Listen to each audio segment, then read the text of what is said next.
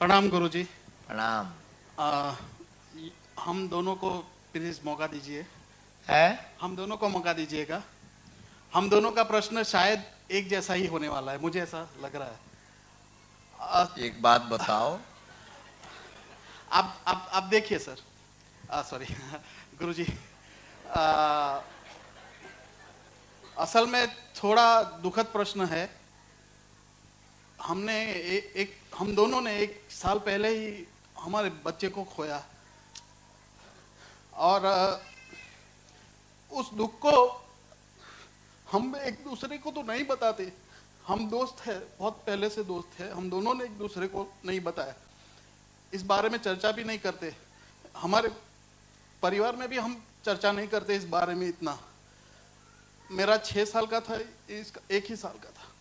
मेरा असल में मेरा भाई का बच्चा था, लेकिन मेरे बच्चे से भी ज्यादा, मेरे खुद के बच्चे से भी ज्यादा था। और उसके खोने के बाद में उससे पहले मैं हर दिन सुबह में पूजा करता था। उसके जाने के बाद मैं नहीं कर पाया, मेरे पास भी नहीं जाता हूं। और मुझे ये जानना था गुरुजी आपसे कि कोई कुछ है तरीका कि मैं उस दुख को भुला पाऊं, या फिर कुछ ऐसे रास्ता निकल सके कि मैं उस दुख के साथ ही आगे बढ़ता रहूं। भगवान की कृपा से मुझे खुद को भी उसी साल बच्चा हुआ, 2 ही महीने बाद में। वो 12 साल के बाद हुआ। आपको मैं उस दिन मिला था, आपको बताया भी था, याद है जी। और उसके हाथ पे एक हार्ट शेप का एक बर्थ मार्क आया। हम ये सोच के चल रहे कि वो जो हमने खोया था उसी का दिल आया है। ला सुनो भरत भाभी प्रबल, बिलख कहो मुनिनाथ। लाभ हानि जीवन मरण यश अपयश विधि हाथ। भगवान के हाथ में है।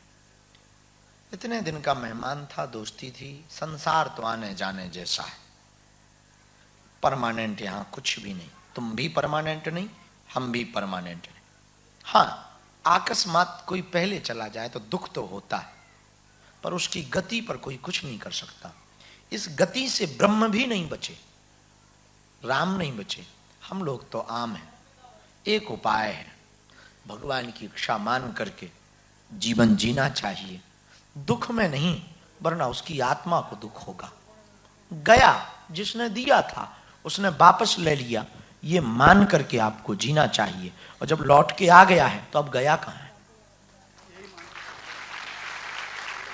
यदि वो लौट के आ गया है, 12 साल बाद आया है, अब दुख काहे का? अब तो बार बार उसको याद करना, अपने आप को परेशान करना है। आपके दुख लेने से वो वापस नहीं आएगा। हम ये भी मानते हैं कि ऐसी विपरीत परिस्थिति में ज्ञान देना सरल है, पर जीवन में इसे उतारना कठिन। जब खुद पे मुसीबत आती है तब ज्ञान नहीं आता। पड़ोसियों पर मुसीबत आती तब ज्ञान देते हैं, आना जाना तो लगा रहता है, लेकिन खुद पे आ जाए तो ज्ञान काम नहीं आता। ज्ञान की यही खासियत है। इसलिए एक बात समझो, यदि तुम हमें समझ पाए हो, हमारे जीवन में भी बहुत से दुख हैं, कष्ट हैं, फिर भी हमने मुस्कुराना नहीं छोड़ा। रोज झंझट है, कभी लौकिक झंझट है, कभी दुश्मन पीछे लगे। हमारे नाम से तो रोज 20 लोग वीडियो डालते, गालियां बकते। सबको थोक में मिलती, हमें क्विंटल में मिलती, 100-200 केजी रोज मिलती। फर्क नहीं पड़ता। यदि हम उसी में फंस जाएंगे आगे नहीं बढ़ पाएंगे। यदि आप इसी में फंसे रहो, आगे नहीं बढ़ पाओगे। भगवान की इच्छा मानो, उसने दिया था ले लिया। वो जो भी करेगा बेहतर नहीं बेहतरीन करेगा। भगवान की कृपा से मेरे को जुड़वा बच्चे हुए थे, तो मेरी लो। बेटी इधर है। लेकिन दुख की बात यह है कि मेरी बेटी के गुजर जाने के 5 महीने पहले मेरे पापा जी गुजर गए कैंसर से। तो हमारे फैमिली पे बहुत बहुत बहुत भार आया है। एंड इसके ऊपर मेरे को आपसे सवाल पूछने का है कि मैं हनुमान जी का बहुत भक्त हूँ, बहुत बहुत ज़्यादा भक्त हूँ मैं।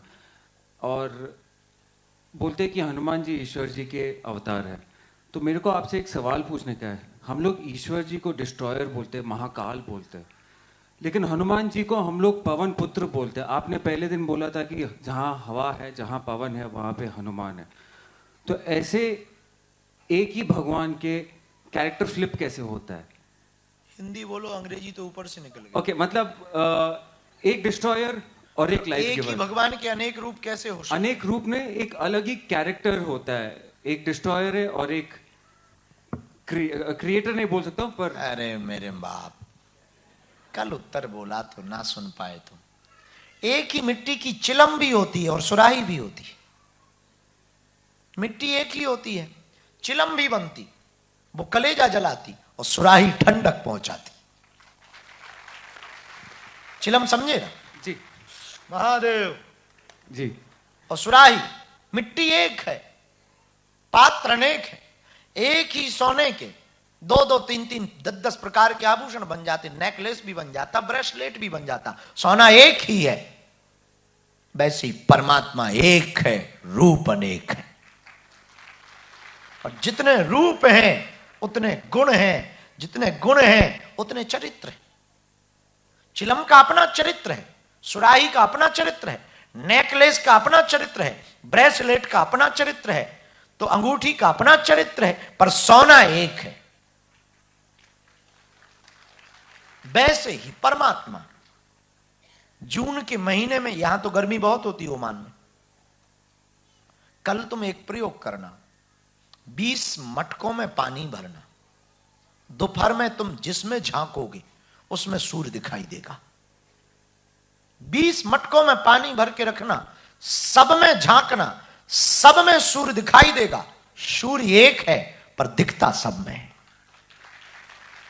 वैसे ही वो परमात्मा, वो एक है पर दिखता अनेक रूपों में, हम में भी है और तुम में भी है। हमारा स्वभाव अलग है, तुम्हारा अलग, तुम्हारे पड़ोसी का और अलग है, वो एक। ऐसे ही परमात्मा एक ही है। महादेव के अवतार हनुमान जी हैं, लेकिन इनकी वृत्ति थोड़ा अलग है, स्वभाव अलग है। महादेव का स्वभाव अलग है। दोनों अपनी अपनी जगह, क्योंकि अपने अपने फिल्म में हीरो एक होता है पर कई फिल्मों में काम करता है, तो कभी वो विलन बनता, कभी वो डिस्को डांस करता, कभी वो पिट के मर जाता। हीरो तो एक ही होता ना, अलग अलग पिक्चर में अलग अलग, जैसी कहानी जैसी स्टोरी वैसा अभिनय करता, वैसे जैसा रूप होता परमात्मा भी वैसा अभिनय करता है। और बजरंग बाण पढ़ सकते हैं हम रोज? नहीं, उसमें हनुमान जी को शपथ दी जाती है, जिससे मोहब्बत करें उससे कसम क्या देना। बालाजी महाराज के कृपा पात्र बागेश्वर धाम पीठाधीश्वर परम पूज्य धीरेन्द्र कृष्ण शास्त्री जी महाराज का पावन संकल्प। मध्य प्रदेश में छतरपुर के ग्राम गढ़ा में बनेगा विश्व स्तरीय कैंसर अस्पताल एवं रिसर्च सेंटर, जिसकी आधारशिला देश के यशस्वी प्रधानमंत्री नरेंद्र मोदी जी के कर कमलों से रखी जा चुकी है। 200 करोड़ रुपए की लागत वाले 100 बेड के इस अस्पताल में गरीबों का होगा मुफ्त इलाज। ये बहुत बड़ा अवसर है, बहुत बड़ा काम है। संकल्प बड़ा हो, संतों के आशीर्वाद हो, प्रभु की कृपा हो, तो समय सीमा में सब पूर्ण होता है। हमारे प्रियजनों, बागेश्वर धाम पूरे भारत के लोगों, अभी तक अस्पतालों में मंदिर थे, अब मंदिर में अस्पताल होगा। कैंसर हॉस्पिटल निर्माण हेतु सहयोग देकर पुण्य के भागी बने।